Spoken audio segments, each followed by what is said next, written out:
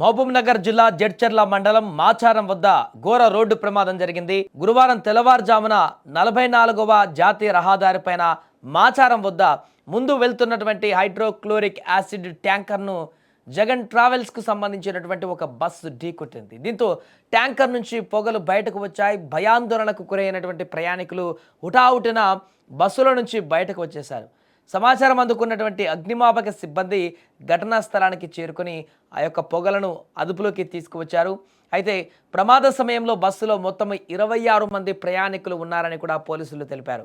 Travels bus Chittoor నుంచి హైదరాబాద్కు వస్తుండగా ఈ యొక్క ప్రమాదం జరిగిందని వెల్లడించారు.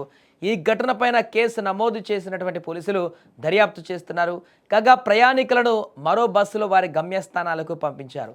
ఏదేమైనా కూడా మరొక బస్సు ప్రమాదంతో ఒక్కసారిగా అక్కడ ఉన్నటువంటి ప్రయాణికులు అయితే తీవ్ర భయాందోళనకు గురయ్యారు. ఈ మధ్య కాలంలో బస్సు ప్రమాదాలకు సంబంధించి వరుస ఘటనలు జరుగుతున్న నేపథ్యంలోనే తాజాగా ఈ యొక్క ఘటన కూడా వెలుగు చూడడం అనేది అక్కడ ఉన్నటువంటి ప్రయాణికులందరినీ కూడా తీవ్ర భయాందోళనకు గురి చేసింది. సో ప్రస్తుతానికైతే ఎవరికి ఏమీ కాకపోవడంతో ఈ ప్రమాదంలో అందరూ ఊపిరి పీల్చుకున్నారు.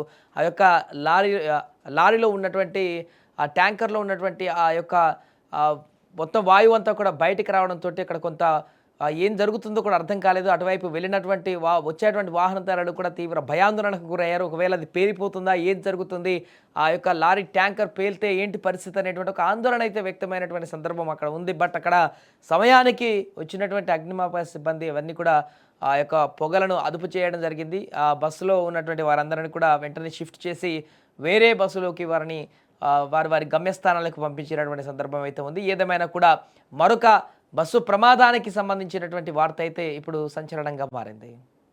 అందాజ 6:30 హైదరాబాద్ వైపు వెళ్తున్నటువంటి హైడ్రోక్లోరిక్ యాసిడ్ ట్యాంకర్ను జగన్ ట్రావెల్స్ సంబంధించిన బస్సు వెనకాల నుంచి హిట్ ఇవ్వడం జరిగింది. బస్సులో అందాజ ఆ టైంలో 30 నుంచి 40 మంది వరకు ఉంటారు. ఎవరు కూడా ఎటువంటి గాయాలు కలగలేదు. వెహికల్స్ డ్యామేజ్ అయ్యాయి. కాకపోతే ఆ వాల్వ్ ఒకటి పగిలిపోవడం వల్ల హైడ్రోక్లోరిక్ యాసిడ్ లీకేజ్ అవుతుంది. వాటిని వాటర్ కొట్టి న్యూట్రల్ చేస్తున్నాం. ఫైర్ వాళ్ళు కూడా వర్క్ చేస్తున్నారు. బయట నుంచి ట్యాంకర్ కూడా తెప్పిస్తున్నాము. వాటితో న్యూట్రలైజ్ చేసి క్లియర్ చేసేస్తాం.